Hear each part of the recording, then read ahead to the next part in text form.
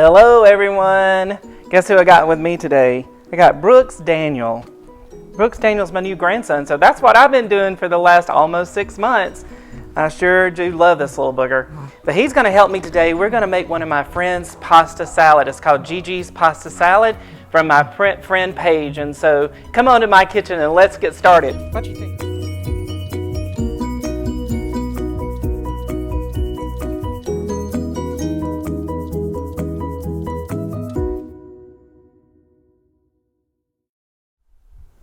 Alrighty, so what we have here is some angel hair pasta, and I've done it al dente, so you want to stop a minute or two right before you would normally cook it. So if it says cook it 6 minutes, you would just cook it 4. You want it to be a little bit al dente. Alright, now I have a half a cup of olive oil, and I'm going to pour some of this in here and kind of mix it. I may not need the whole amount, but let's check it out and see. I want it to coat everything very well, but not really puddle in the bottom. But usually it's around about a half a cup-ish, somewhere in there. So I'm going to mix all this up. It looks like it's going to take the whole thing, so we're going to put the whole thing in there. So that was a half a cup of olive oil. You can use canola oil as well. The next thing we're going to do is we're going to dump some sliced black olives in there. Now you can use whole if you want to, but I'm going to dump a whole large can of olives because I like olives. So we're putting the whole thing in there. And we're going to toss that about. I don't know if y'all can see. I'm just going to kind of mix the salad and the olives together here.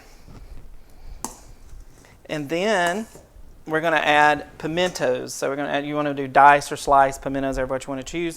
And we're going to add those. And you're not going to drain that. You're going to leave that with it in its juice. And we're going to toss all this around and continue.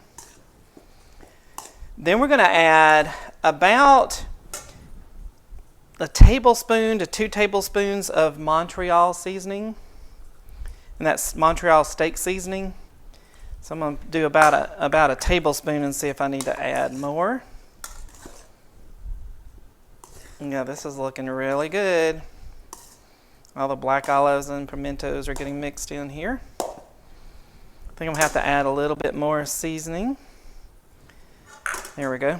Just add it to your taste, whatever you think will taste good for you there. All right, now that kind of does the basics for the salad. That's kind of the basics. If you wanted to add shrimp, you want to add anything that you could go from there and add anything else you want. I'm going to add a teaspoon of red pepper flakes, crushed red pepper flakes. A teaspoon of crushed red pepper flakes.